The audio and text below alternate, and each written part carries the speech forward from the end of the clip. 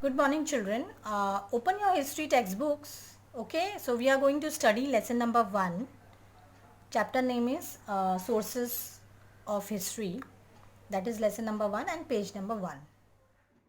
Children, we are going to study lesson number 1, Sources of History. Okay, and do you remember this chapter was there in 8th standard also? So you studied this chapter in 8th standard.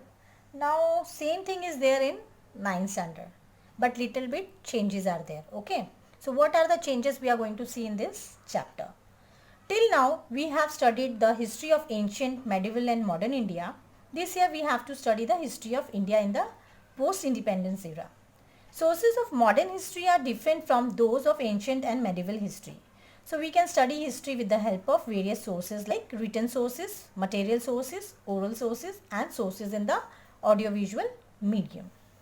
So this is the thing, you studied in 8th standard. It was, what you studied? It was written sources you have studied, material sources you have studied and oral sources you have studied. Audiovisual medium you have not studied in 8th standard. So this is additional thing which is there in 9th standard. So we are going to study about this. Now see this written sources. Here you can see the following sources are included in the written sources. What are the sources which is included in written sources?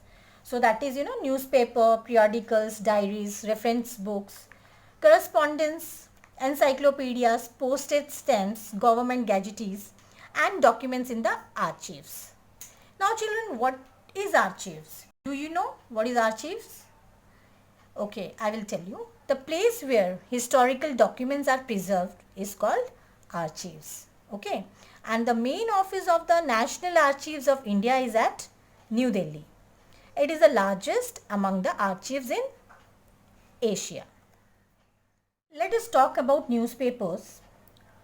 Just as newspapers are considered the fourth pillar of democracy, in the modern period, they are also a major medium of information. Children, we get information about national and international affairs related to politics, arts, sports, literature and social and cultural affairs through the newspaper. Most national newspapers have started regional editions, publish supplements which give informations on subjects related to various topics. Some newspapers produce special supplements towards the end of the year which gives overview of the importance during the year. Now we will study about Press Test of India. See here, it is there on page number 1. So after 1953, the Press Trust of India has been an important source of primary details of all important events and of articles on important subjects. Press Trust of India has provided reports, photographs and articles on financial and scientific issues to newspapers. PTI has now started its online service. During the 90s, PTI technology instead of teleprinters to send news all over the country, this material is important for writing the history of modern India. Okay. See here different types of stamps, different size is there. So you can see we are going to study about this now, postage stamps. Okay. Postal stamps reveals a lot of knowledge regarding the changing times.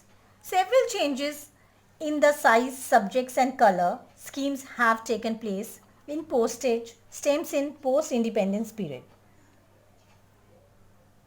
The postal department issues postage stamps on a wide variety of themes like political leaders, flowers, animals, birds and events or the silver, gold and diamond jubilees. Okay. Now we studied about written sources and now we are going to study about material sources. Now you can see the following sources are included among the material sources. So these are coins, places of worships, things in daily use, royal seals, ornaments, museum, clothing, modern architecture. So these all are material sources. Now we will talk about material sources. So first we'll talk about coins. We can understand history with the help of coins and the changes in the printing of currency notes. Reserve Bank of India with headquarters in Mumbai prints currency notes. Children, the metal used for making coins, their different shapes and diversity of subjects imprinted on them help us to understand the contemporary issues like importance of population control, agriculture and farmers. We will talk about museum. So all the states of India have museums and that depicts the characteristics and display the cultural and social heritage of the state. They enable us to understand history. So, example is the Chhatrapati Shivaji Maharaj Museum at Mumbai. Have you ever visited there? If you will visit, then you will see so many things that Shivaji Maharaj used that time. Whatever he used to use that time, whether it was clothes or anything, whatever he was using that time, the things are kept over there in that museum.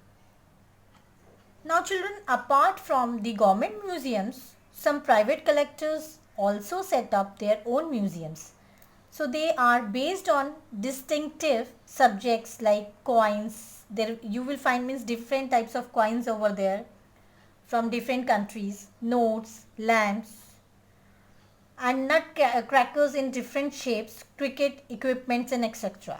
So where you will find olden things like which we are not getting now. So that things you will find in museum. Now oral sources will be continued in next lecture. So only this much I am giving you. You can read this. If you don't have your textbooks, whatever I have taught you, you can see this textbook and you can read.